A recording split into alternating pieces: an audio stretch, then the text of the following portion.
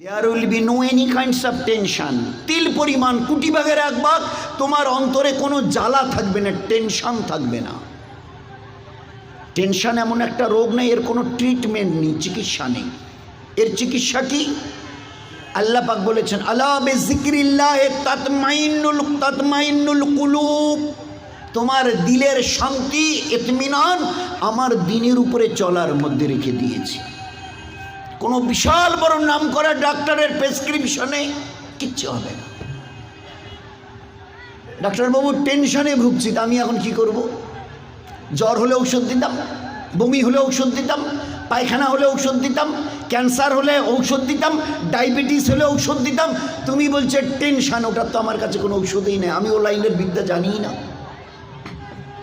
আল্লাহ বলেছে তোমার অন্তরকে শান্তি দিয়ে ভরিয়ে দেব, আমার ইবাদত করবি। তোমাদের সংসারকে সুখ দিয়ে